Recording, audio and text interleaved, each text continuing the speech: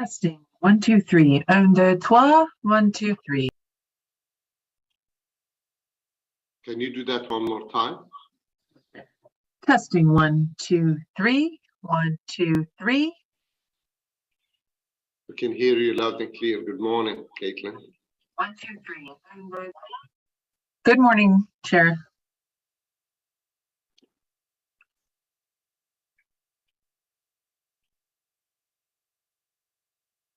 Kelly and I were so anxious. We've been here since 9 o'clock. Oh, you've been here before me.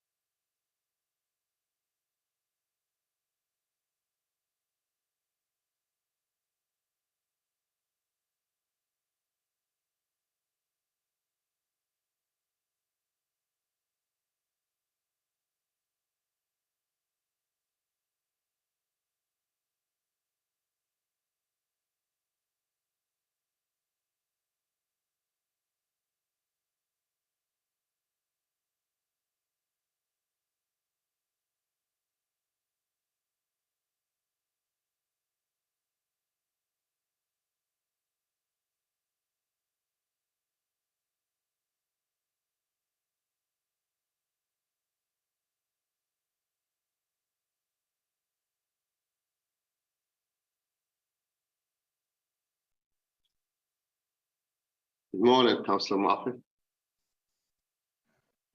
Good morning, Counselor. How are you doing?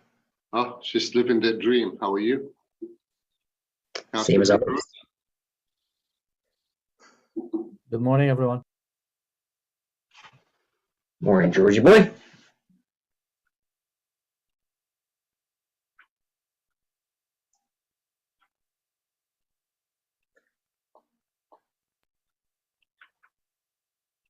How You you notice- feeling, Eli?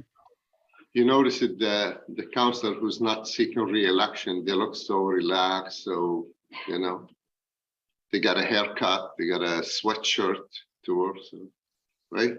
And what about me? I'm not seeking re-election either. I know, and you look relaxed too. Are you not relaxed? I just said the councillors, I didn't say the guys. Bye.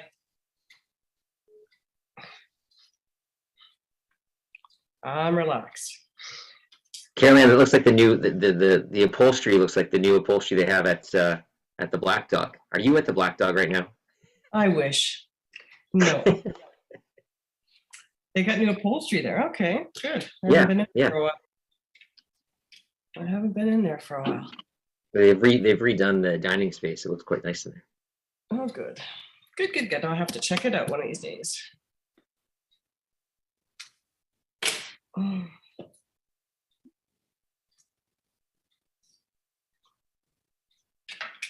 Mm.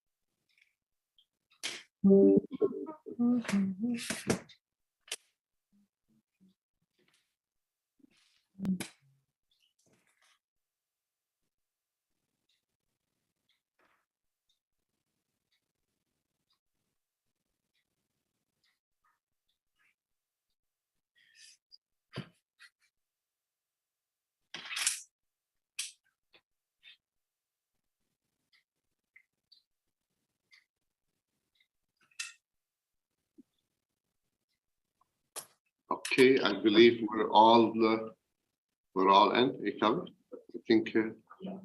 Okay. Good morning, everyone. I'd like to call our meeting to order. The Agriculture and Rural Affairs Committee, Thursday, September 29, 2022. Chair statement, 3 public hearing for OP and zoning items. This is a public meeting to consider the proposed comprehensive official plan and zoning bylaw amendment listed as item 5.1 and 5.2 on today's agenda. For the item just mentioned, only those who make oral submission today or written submissions before the amendment are adopted may appeal the matter to the Ontario Land Tribunal.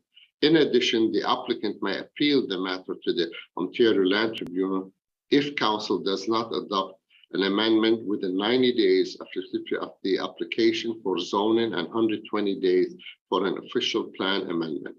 To submit written comment in these amendments prior to their consideration by City Council on October 5th. Please email or call the committee or council coordinator. I regret, we have no regret. Roll call. I think we're all on the screen today and we're all in attendance. Thank you. Declaration of interest. See none. Item number 3, confirmation, 3.1, confirmation of minute, ERAC minute 34, meeting of September 1st, 2022. Is the minute confirmed?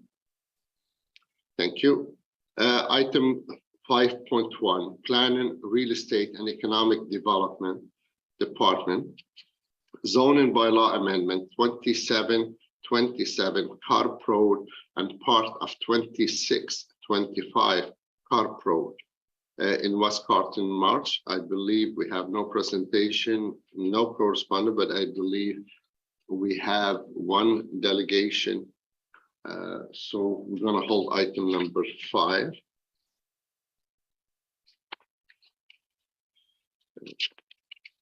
Item 5.2, zoning bylaw amendment, part of 6335 and 6409 Perth Street, Rideau Goulburn, Ward 21. So we have no presentation, no correspondence, and no delegation. We have the applicant, if required, to speak from Jamie Posen and Ziad Hassan from Cavan. So can we carry item 5.2? Carried. Okay, and obviously if we carry that, Ziad, you don't need to, or Jamie, you don't need to speak. Is that correct? Do not need to speak, Mr. Chair. Thank you. All right, thank you very much. So Yes, that's correct, Mr. Chair. Thank you. thank you, Ziad. Thank you both for being here with us. So item 5.2 is carried. Well, I'll read it. So just for the record, so the report recommendation that the Agriculture and Rural Affairs Committee recommend Council approve an amendment to zoning bylaw 2008-250 for the part of 6335 and 6409 Perth Street as shown in document 1 to permit a revised residential subdivision as detailed in document 2. Document 2, or item 2, the Agriculture and Rural Affairs Committee approved the consultation details section of this report be included as part of the brief explanation in the summary of written and oral public submission to be prepared by the office of the city clerk and submitted to council in the report titled Summary of Oral and Written Public Submissions for items subject to Planning Act explanation requirement at the City Council meeting of October 5th, 2022, subject to submission received between the application of this report and the item of the council decision. So can we carry that item? Okay, thank you. Item number 6 is Infrastructure and Water Service Department. We do have a presentation on this one, I believe, from staff. So we'll hold item 6.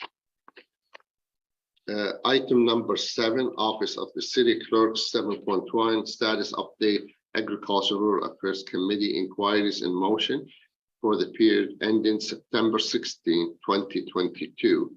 The report recommendation that the Agriculture and Rural Affairs Committee receive this report for information. Is the item received? Thank you. And we have no in-camera meeting. Registration on site plan agreement for West Carlton Environmental Center. Can that information was previously distributed to the member, and we have open mic session, but we'll come back. We have a speaker on the open mic session. So we're going to item number 5, and we have Miss Andrea Roulette to speak to us. Andrea, are you with us?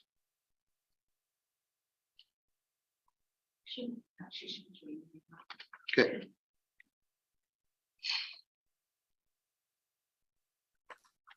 Oh, I see Andrea on the screen. Oh, here she is. I did that right? Yes, good morning, Andrea, and welcome to our committee. So Thank you you have very 5 much. minutes to speak to the committee members. Go ahead. Perfect, thank you.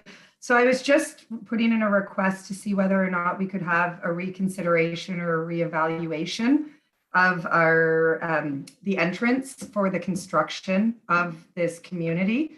There's quite a few things that have changed since the original zoning went in, and I don't think they've been considered. Primarily the safety of our kids, the safety of our school buses, access for city facilities, garbage, snow removal, and the road damage, and again, primarily safety. My key points are, I don't think that we've really assessed properly the volume of heavy machinery, the trucks coming in and out, the dump trucks specifically, and the workers that are going to be coming in and out of our community on a daily basis for potentially a couple of years, not to mention ongoing when the construction of the homes do start. It's already an issue, the access in and out of Arbor Brook. We've put in many complaints about people entering or leaving the wrong way on one-way roads. I've had multiple situations where I've actually called police because of potential collisions that have come very, very close. And I'm very concerned about the safety of my children and myself coming and leaving my community with all of these construction workers. School buses and municipal services going forward. If you just calculate the school buses, 4 buses a day times twice a day is 8 trips a day times 5 days a week. That's 40 trips a day that would be impacted by this. They already have difficulty turning in the cul-de-sacs in the winter months. So having people parking, having trucks coming and going. My kids are already late to school because of the school buses trying to turn left. So I just can't see how this is going to be convenient or helpful to them. They also already have trouble turning left onto Carp Road. So if we put a connection through to the new road that's going in between Carp and William Mooney, they could come in and out through there, which would also eventually access to the medium density homes that are going in there, which would also benefit the municipal services like snow removal and garbage removal. My kids walk the dog every day. They won't be walking down on that side of the community anymore. I can fortunately do that, but what about the 3 and 4-year-olds that play on their street? Ming Road is a sloped road, comes down to a yield. That is where the trucks will be passing every single day. My kids bike down there. They go fast and they're kids and they can't stop sometimes. I'm really worried that a kid's going to get hit by a dump truck or some teenage, young construction worker leaving for Timmy's for lunch and not really caring about these kids coming and going. The visibility is also an issue. Cars, there's a yield at Arborbrook coming onto a SID. It needs to be a stop. We already have visibility issues. I already mentioned the wrong way and at the entrance to Carp and Arborbrook. We need a traffic light 100% with or without this new construction element coming in. And the road damage, we already have significant issues with winter bumps. This construction traffic for a couple of years is just going to make that much more dangerous. I've bottomed out my car and I'm going, 30 or 40K on my road. The curbs get damaged because the trucks, or, the weight of the road. And I have neighbors, their kids are learning to drive. My kid's going to learn to drive in a couple of years.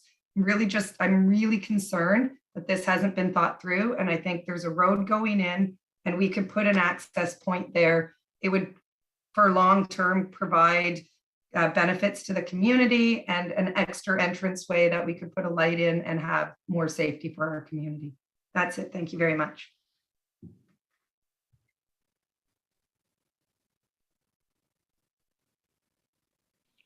Thank you very much, Andrea, and for coming this morning and speaking to us. Have you corresponded with any, with the planner in Nepal, like Sarah McCormick? Have you had any? Because as the council of that area, I haven't received any correspondence from the resident. Have you talked to the planner before? Honestly, I actually only heard about this development in August at our AGM. And I did not know that there was, I knew eventually there would be, but that's the first that I've seen anything. I just assumed that they would put in a temporary access point like they do. There's a community down on Diamond View and they put in a temporary access there. So I don't know what the next steps are. I've sort of been told it's done too bad.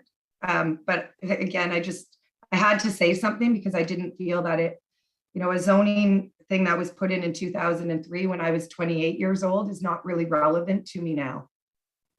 Okay.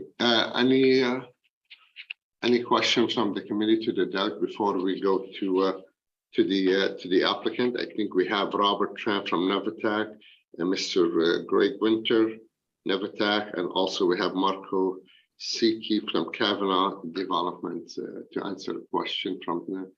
Well, if there's no question for Andrea, we can let Andrea go. Thank you. Okay, thank you, Andrea, for your presentation. Committee member, do you have any question for the applicant or Mr. Winter? Do you wish to speak to some of what you heard? Yes, Councillor, I can through the chair on this.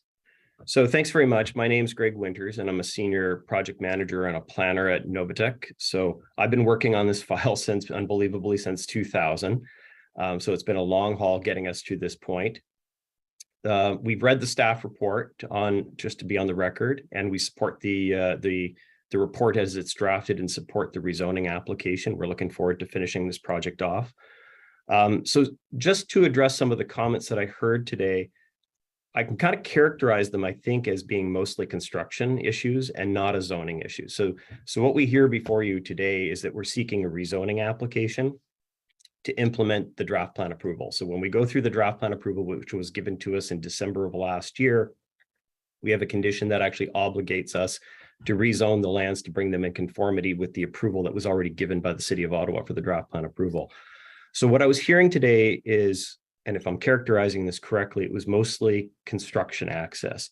So as we're doing construction on these developments, there's always a construction management plan that's usually discussed with city staff to work through how the trucks are coming and going from the site, the frequency of the trucks. So that's pretty standard practice in this industry, and we expect that would happen in this situation, and we'll work to alleviate any kind of concerns from the community. The actual construction of the roads is probably going to be taking place in 2 phases of the development. And so we're going to be in very quickly and very out quickly when it comes to constructing a rural cross-section, rural subdivision for the local roads. It's not going to take Kavanaugh very long to build those roads. The houses will happen over time, like any country estate subdivision. It's not like tract building in the suburban areas where they're built very quickly. They happen over a period of time. So we believe that's going to happen over a longer period of time. So I think that's, there was no traffic study that was required. It didn't meet the City of Ottawa's requirements under the traffic impact assessment to require a traffic study. It certainly, because of that, didn't warrant any signals to be placed on either March Road or William Mooney. The access points have been looked at in great detail over time, and they've been deemed to be appropriate for this level of development. So I think it really comes down to construction, and I think that there's a standard practice that we can deal with city staff to alleviate any Mr. Roulet's concerns. I hope that helps. Yes, thank you very much, Greg. I see one of my colleagues has a question. Go ahead, Councillor Meehan. Thank you, Chair. I guess I really don't need to ask this now because Mr. Winters explained that there will be a construction plan in there. So just how long would the access road be? Is Kavanaugh prepared, I guess, to put that in to alleviate some of her concerns?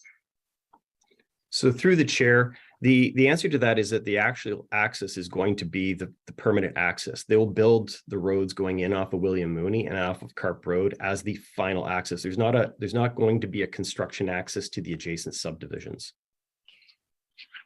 Okay, and how long will they be? I guess they have to deal with that. I mean, I know as a resident that the residents pretty well know best what's going on around them and what some of the risks are. So she's not here. The lady who spoke isn't here right now. So do you think she's going to be happy with this? I just like to keep the residents happy. Well, through the chair, so through any construction, we have to build an access road, and there is only these 2 local streets coming into this subdivision. So there's just no other alternative to gain access to the site. And as I said, it's going to be a fairly quick construction. This is not a significant large development. It's not hundreds of homes or thousands of homes. It's just a few number of homes. I think we'll be in very quickly and in and out. Now that road will continue to provide construction access as houses are built in the future and the next phase is developed. But again, there'll be a construction management plan that goes through that. So I assure you, councillors, that it'll be in and out very quickly on this subdivision. Okay, well, I guess I'm assuming that's the best that we can do. So I hope it's enough. Thank you. Thank you, Councillor Meehan. Councillor Moffat. Thanks. Just on that, so you have two different areas that are going to be under construction, right? Because you have the access off of William Mooney, and then you have the lots that can only be accessed through Arbor and Sid. Is that accurate? Through the chair, so there is actually no access. Through Sid, there will be a cul-de-sac coming off. That's correct, councillor. So there will be an access through that point as well. That's what I mean. So for the construction, I know we're off. I mean, we don't talk about construction during zoning, but anyway, here we are. We got nothing else to talk about today, so let's just do this. So to create that road and to build those units is your only ability to come through Arbor and Sid? Through the chair, that's correct. Okay, so that's the one then. I mean, I think anyone who's, William Mooney, the houses that get built off of William Mooney, I think there's a level of expectation that they'll have development pressures there and construction pressures in that part of the community for quite a while as the homes get built.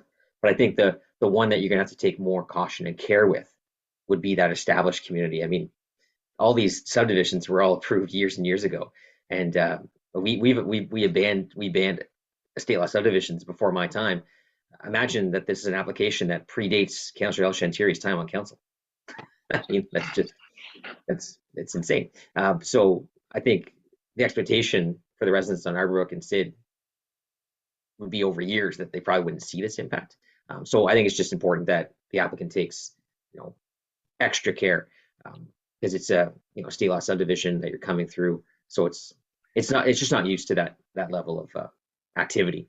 So if I could just respond to that comment, as the councillor was speaking, I was reflecting, Mr. Chair, that as I was looking at it, there is opportunity to build the extension of Sid Street that comes actually through the subdivision, because the frontage of this subdivision actually is accessed all along Carp Road at some point in time. So that's something, I can't promise that is the only way, but we might be able to gain access along anywhere else along that frontage of Carp Road as a temporary access, and then avoid the traffic coming through Arbor. But again, we'll discuss that with city staff to see if that's an appropriate way of handling the construction traffic.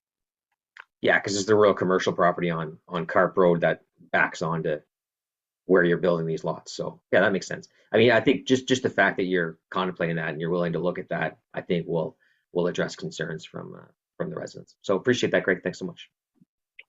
Well, thank you, colleagues, and thank you, Mr. Winter, because really, there wasn't in front of us, and when I checked with the community, we had no concern. But obviously, the concern the resident brought today is about the construction, not about the zoning. And she's right. This has been approved a long time ago, and so even before my time. So what's in front of us today is the report recommendations that now item number 1, that the Agriculture and Rural Affairs Committee recommend council approve an amendment to zoning bylaw 2008-250 for 2727 Carp Road and part of 2625 Carp Road as shown in document 1 for the proposal of rezoning the land to accommodate the development of 78 residential lots for commercial blocks and preservation of the Huntley Creek corridor. Item number 2, that the Agriculture and Rural Affairs Committee approve the consultation details section of this report be included as part of the brief explanation in the summary of written and oral public submissions to be prepared by the Office of the City Clerk and submitted to Council in the report titled Summary of Oral and Written Public Submission for item subject to the Planning Act explanation requirement at the City Council meeting of October 5th, 2022, subject to submission received between the publication of this report and the time of the Council decision. Is this item carried? Carried. Thank you. Item number 6 is the Infrastructure and Water Service Department amendment to the Village of Manatech Area Specific Development Charge Background Study. And we have Chris Rogers, I believe, is going to have the presentation for us. Good morning, Chris. You're on mute, Mr. Rogers. Okay. Good morning, Mr. Chair. Thank you. Thank you very much. So I'm here to discuss the proposed 2022 amendment to the area specific development charge for the Village of Manatech. Next slide, please. So the driver for the amendment to the charge is the Manatech Water Main Link project. This project was identified in the Infrastructure Master Plan from 2014. The project's needed to support growth in the village and also provide a backup water supply in case the single feed from Barrhaven fails. The system would depressurize. Manatech would be out of water, so we need a secondary feed into the village. A class environmental assessment for the project was approved in 2014, and the project is comprised of 2 phases. The first phase has been constructed and is about to be commissioned. It's the, looking at the map on your right, it's the green line to the north of the map. And the second phase, which runs the length of Long Island, is to be tendered early next year. The phase 2 water main link will be funded by a blend of rate dollars and an area-specific development charge. And Minto will be front-ending the area-specific development charge portion of the project costs. Next slide, please. So the current DC bylaw for the city includes the ASDC for water and sanitary services within certain benefiting areas of the village. And you can see those benefiting areas on the map on the right. The dark areas are the areas that are currently subject to the charge. So the charge needs to be updated for 3 reasons, actually. First of all, it's a significant increase in construction costs. I don't think that would be a big surprise. The construction costs have increased across the board. The original cost estimate from 2014 was $10 million. It is now $24 million. Furthermore, developments outside of the benefiting areas that seek a connection to the city's water and sanitary systems do not currently pay the charge.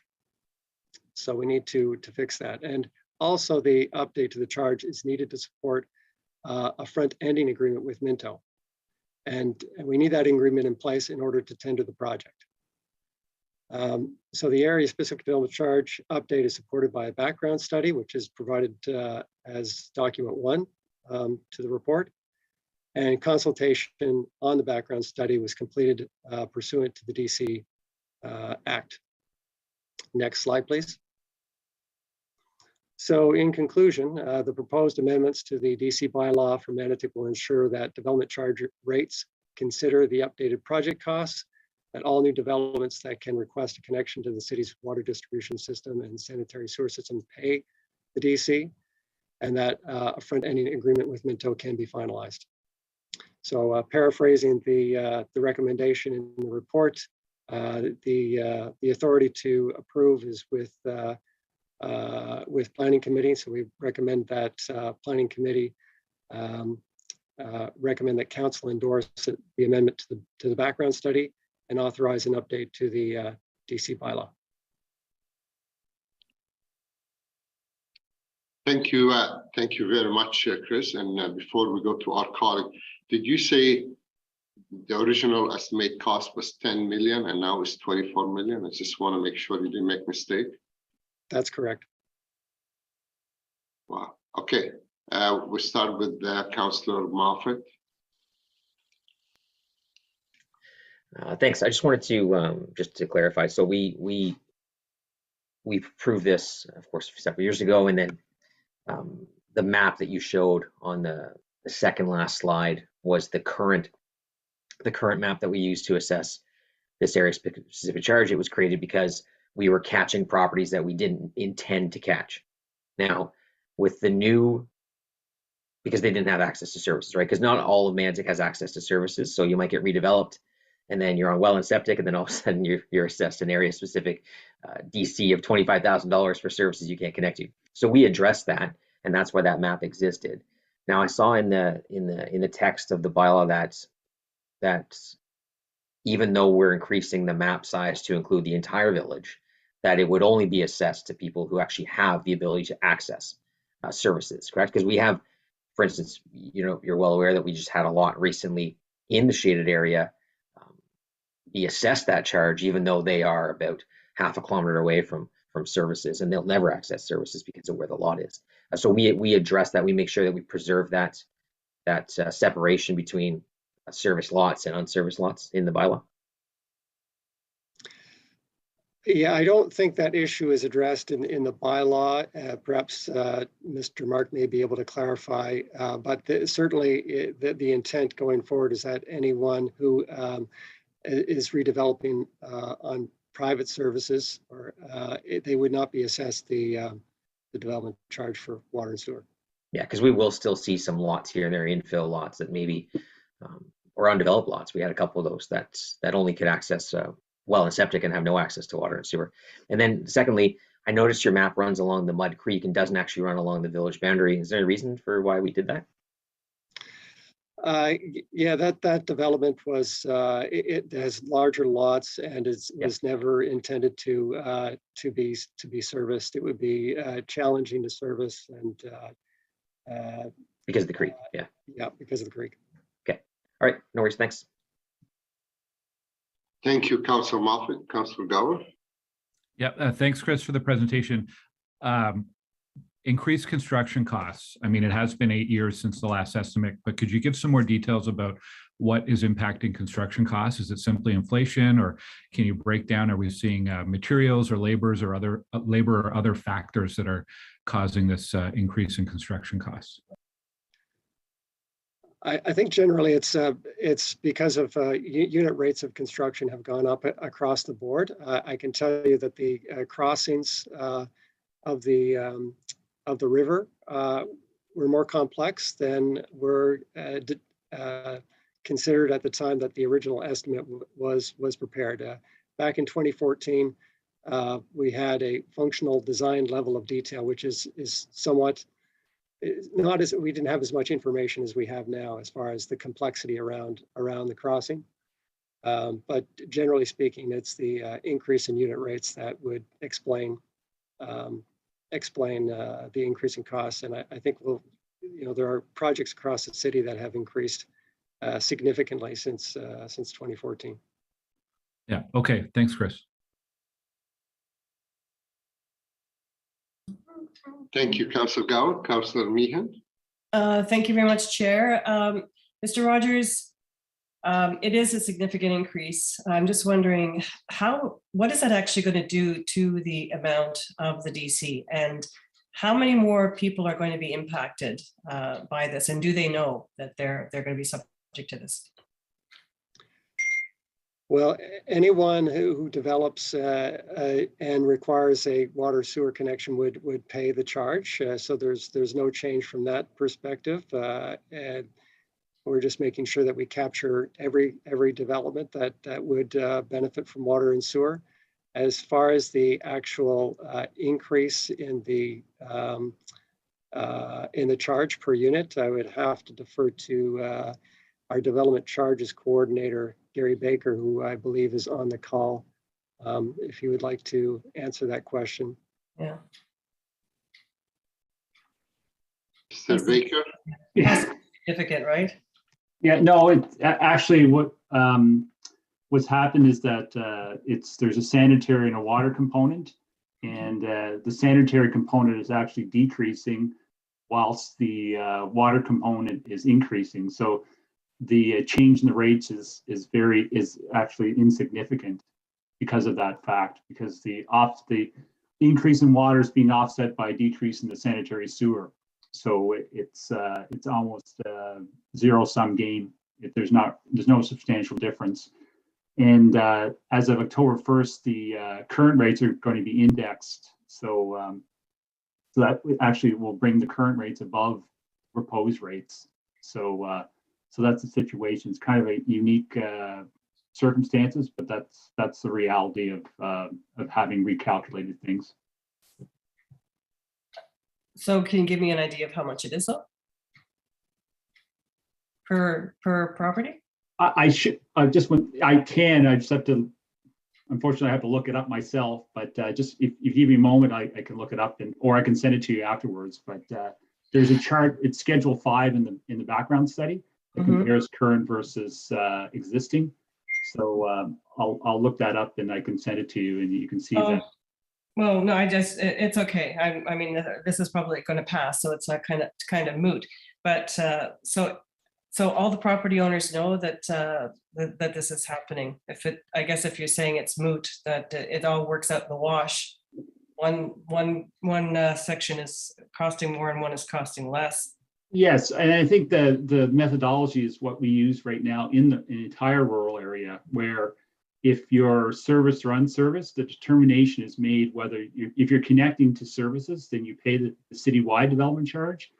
And if you're not connecting to services, you're staying on septic and well, you don't pay that component of the development charge. We're just adopting that similar methodology, the same methodology for the village. So if you're not connecting to central services, you won't pay the development charge, area specific development charge. If you are, then it's the opposite. So I think that's kind of what the methodology we're using now as a way to determine the application of the charge. Okay, so are we anticipating any pushback at all on this? Because of the, I mean. Oh, through the chair, I mean, from my perspective, there's always pushback on development charges. Yeah. So it's like, but that's just the normal course of action or whatever. That's just DCs as they are. I mean, there's always going to be individuals that are surprised, whether it's in Manatech or in other areas of the city. The level of knowledge is that usually it's the larger home builders like GOBA or BOMA that are aware of development charges. It's the individuals that, but they don't necessarily pay attention to development charges and that. So there's always going to be individuals that may be caught unawares of the imposition of the development charge.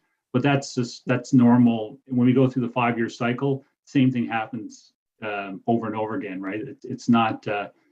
It's the larger or the ones that are the land developers that are accustomed to having building permits issued are aware of development charges more so than the individual quote unquote developer or mini developer, you want to call it. So that's just the nature of the beast. I know this probably is totally irrelevant, but I'm just with the significant increase in the cost of the plan.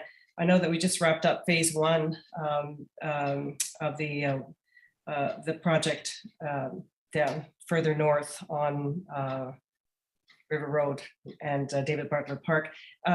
Did the construction cost increase affect that project at all? Because it just basically wrapped up. And that wouldn't be me. That would be someone. The construction industry, totally. Yeah. Okay. I'm just wondering because it's these increases have been happening for a couple of years. So. Yeah, it's irrelevant. I won't. I'll just leave it there then. Just through the chair, the index for 2021 was 17.2%. So that's the highest it's ever been. I've never seen it that high. Going back to say 2001. So that was the construction cost index prescribed by the province with 17.2, and so it was substantially higher this year, and so that's part and parcel of what Chris Rogers also mentioned as well. Okay. Thanks. Thank you, Mr. Baker, and thank you, Councillor Meehan. Councillor Moffat, do you have something? Yeah, I really just wanted to potentially allay any concerns that Councillor Meehan might have on behalf of residents in Manatech. It's not a charge that any current resident of Manatech would all of a sudden be blindsided by, because it's a development charge. There shouldn't be any large surprise to anyone, because it would be an upfront estimate that would be provided to them as to what they would be assessed for were they to proceed with either connecting or doing a construction project. Of course, so when it's a per lot fee on phase 1, phase 2 of Minto subdivision. And Minto is going to be the biggest contributor to this because of just the amount of land they own. Uniform also has a development on the north end of the village that this will be subject to, and so essentially it's a per lot fee that'll come before the house is even sold. So it shouldn't be, it's one of those necessary evils, right? I look back to 2011, we had that partial water ban because of the water main break on Woodruff at Hun Club. And the village of Manatech, who had just connected almost some parts to sanitary at least, but on the water side, they had that partial water ban that summer. because of that. And then of course this, so again, it's this necessary piece that you have to add in because it gives that backup water service, thankfully from Riverside South, where we get it back into the village of Manatech to give us that backup supply, so we're not completely reliant on the Barhaven feeder system. Sorry, and just for the counselor, I have the chart now. So the current charge for single family is 12,467, and the revised charge would be 12,626. So there is a little bit of a difference, but not substantially. But the 12,467 doesn't include the indexing that's going to occur as of October 1st. So it will be, and actually the existing will be higher than the calculated. Okay. Thank you, Mr. Baker. So what's in front of us, if there's no more question to staff, that the Agriculture and Rural Affairs Committee Planning Committee recommend that Council endorse an amendment to the area-specific development charges background study for the Village of Manatech, listed as Document 1, and authorize the update of the area-specific development charge by law for Manatech. Is this item carried? Okay, thank you.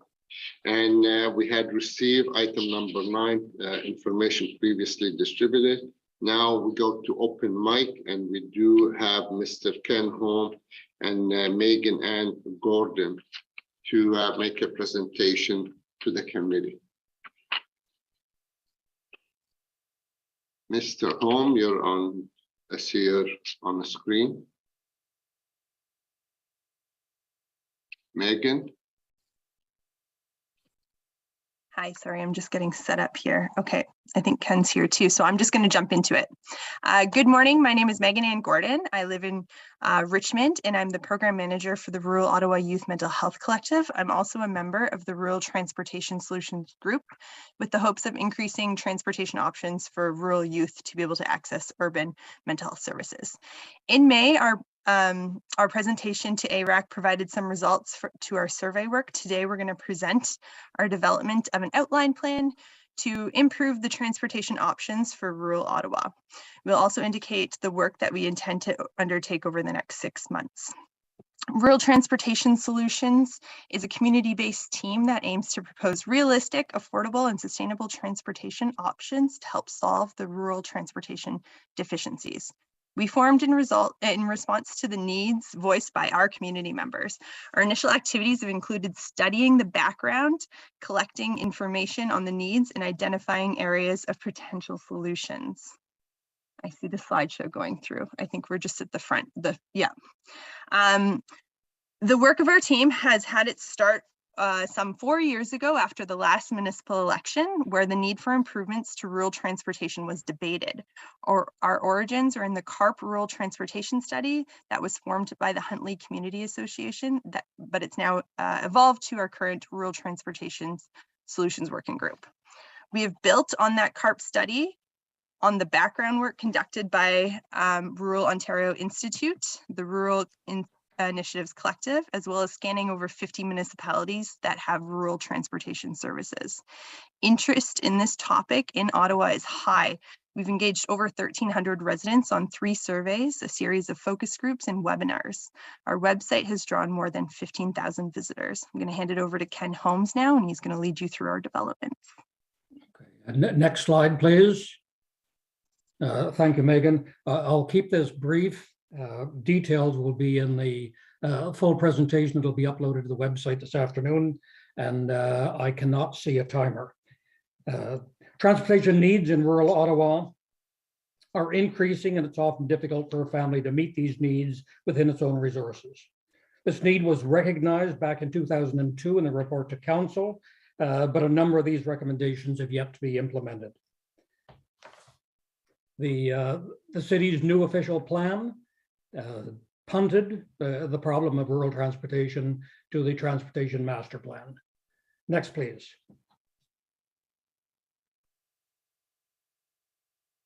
Residents want solutions that incorporate the properties of reliability, affordability, with a fixed schedule, and with sensible routes. I'll elaborate later if you have any questions. Next slide, please. Our outline plan integrates a network of rural express routes and local collector routes. Next slide, please.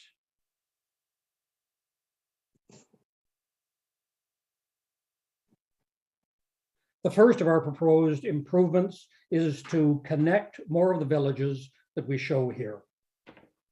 We estimate that this may entail 3 new routes that will generally reflect the recommendations that were made to Council in 2002. Next slide, please. We're at 4 minutes, Ken. In addition, we need to supplement the existing routes with some local collector routes. I'm using Ward 5 as an example of the routes here. The lines in blue are the express routes, and green is our proposed collector routes.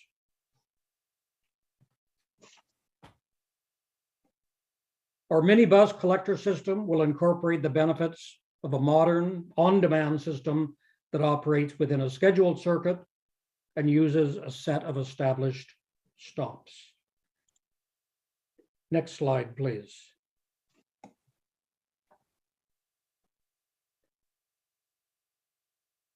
Our proposal for a new set of transportation options will compare the costs of alternatives.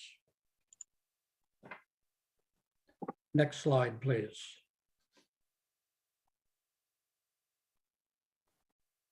The CAA has recently published an excellent estimating tool on the cost of private automobile use. We've linked that on our website in order to help with making more informed decisions. Public and public-private partnership approaches would continue. One advantage of a PPP arrangement for the local, the advantages of a PPP arrangement for the local minibus collector network are being studied, and we're also considering the option of contracting that service.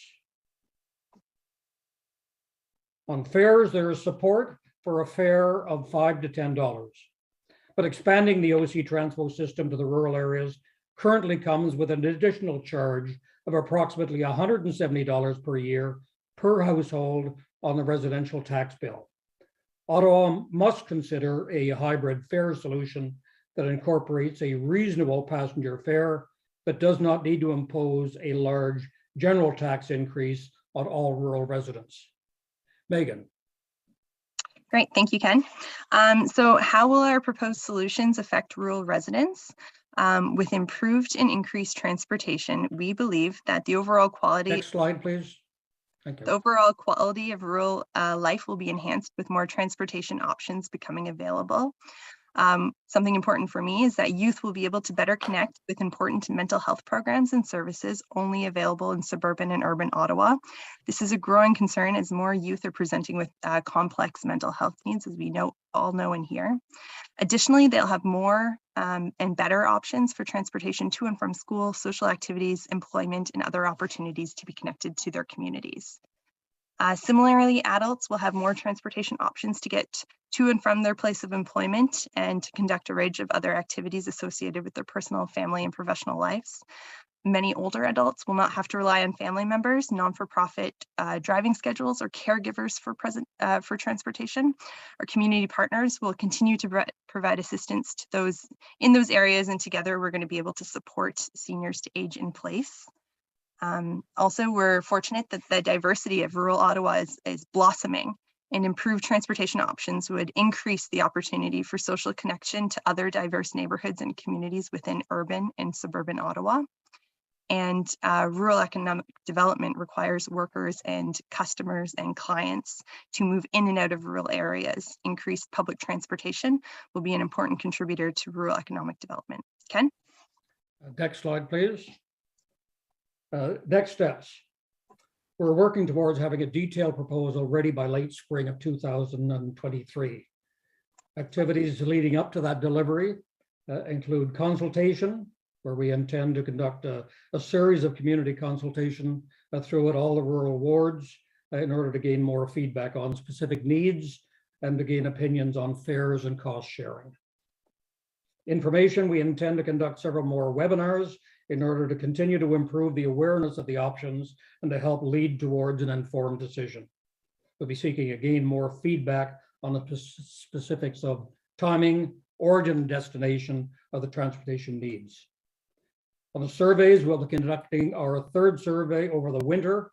In addition to increasing participation, we'll focus on two areas: what's a reasonable fare, and should the model be based entirely on user pay, or should the cost be shared by all taxpayers?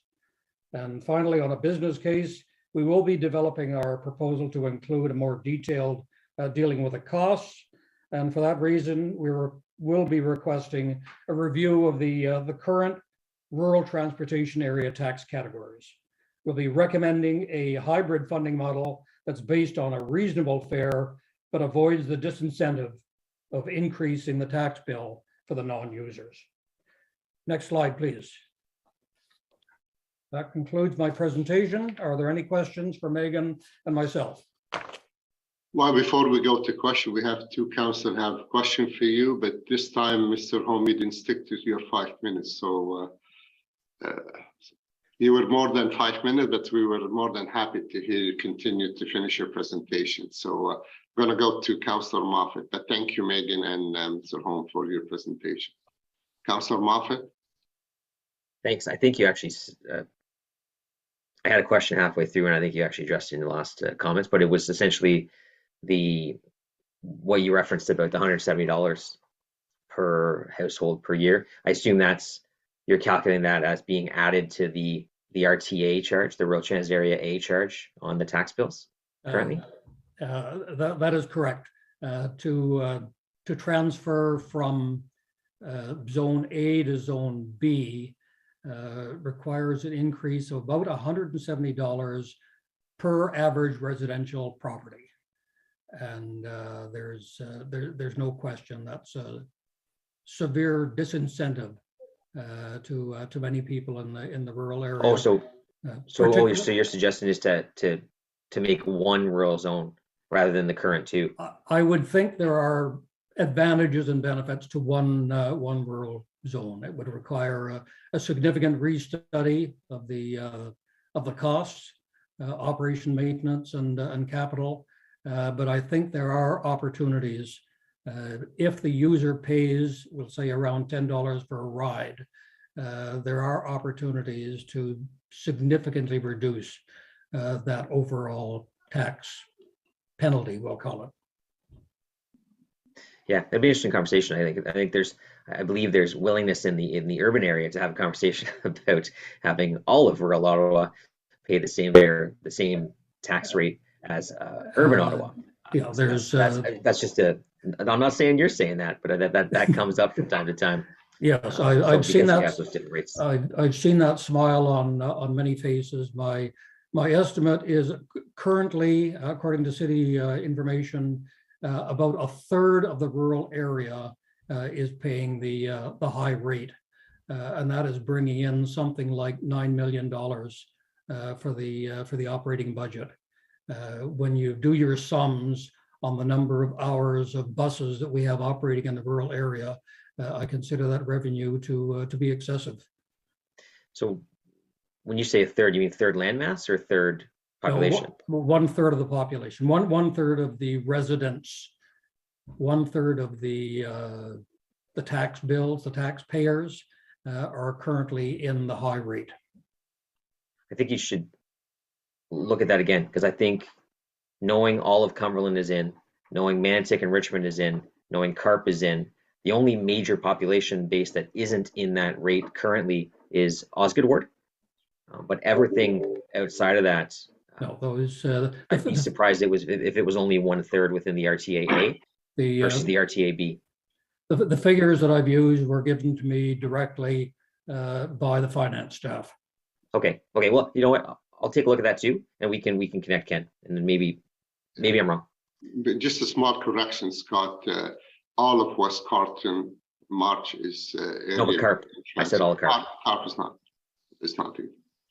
I thought Carp was. Sorry. Thanks. No. Sorry about that. We in my last 1 year, that was one goal. I tried to keep West Carleton in Area B, and I'm successful. So yeah. This month is my last month on the job. What happened after now, I'm not sure. Well, because all those boundaries are pre-amalgamation. We've never touched them. They were all established during the region. True. Councillor Gower. Yeah, thank you, Chair. Thanks for the presentation, Ken and Megan Ann. You mentioned your consultation. Could you just give us some more details about consultations with businesses, and maybe very briefly, if there were any themes you heard from businesses in that consultation? We have not yet gone out specifically to the large group of the BIAs, but based on the initial work that we did during the CARP transportation study, we did have very significant involvement by the CARP Road Corridor BIA, and we've been in contact with them since then and exchange ideas. But certainly one of the major concern of the CARP Road BIA was how to get workers into that BIA, and organizations like the new retirement home in CARP has its challenges of getting workers into CARP. So we will be working closely with the BIAs. They're on our list of contacts, and that will be part of the next stage of consultation. Well, that's good. In fact, I was thinking exactly of that particular business association, because I've heard from several of the business owners individually about their challenges in attracting workers due to the difficulty of getting there without transit. Okay, so thank you again, Mr. Holm, Ms. Gordon, for your presentation. So Ken, I don't have to give you advice, but I will assume this presentation, you're gonna share it with the Transportation Committee with the future budget. I can assume that. Is that a fair assumption? Yes, we'll be sharing with them, and also we'll be sharing it with the rural office and the transportation master plan. It'll be posted on the website, and certainly it'll be the backbone of the next stage of our consultations. And I'm not sure if we'll see you again, because we do have a meeting in November 3rd. But if we don't, thank you very much for all the years, your contribution to the improvement of the rural transportation, both of you. And I know you have a large group you work with. I just want to say thank you as one of the rural councillors on this committee. So thank you very much. And so thank you, Mr. Chair, for the opportunity to address the group. Thank you. Thank you both. Thank you, Megan. There is no notice of motion for consideration and subsequent meeting. Item 12, inquiries. I received none. Item 13, other business. See none. Before we adjourn, so our next meeting will be November 3rd, after the election. Councillor Meehan had her hand up for a second. I wasn't sure if it was. Sorry. I apologize. I didn't see that. No, it's okay. I thought there was another speaker, so, and I just have to, another meeting at 11, starting at 11. So I was going to say I have to dip out, but we're okay. So we're just adjourning as we speak. So on adjournment, thank you very much, folks, and have a great day. Thank you. And happy Metcalfe Fair, Councillor DeRose. He's gone. He left quick. I know. We've got nowhere to go, you and me. He's gone to Metcalfe Fair, Carp Fair. All right. Well, it's Richmond. Richmond's the best, and then it's Carp, and then Metcalfe. So I don't blame if you went to Carp. It's just that Richmond's the better one. That's we can debate that. We had double the attendance you did, and we still managed to be one of the best fairs. I don't know really if that's the comparison. I mean, we all know Richmond's the best. There's really not much of a debate. We can debate it if you want. I just think it'd be a waste of our time. Well, okay, I don't think Caitlin will appreciate that. Take care. Have a good one.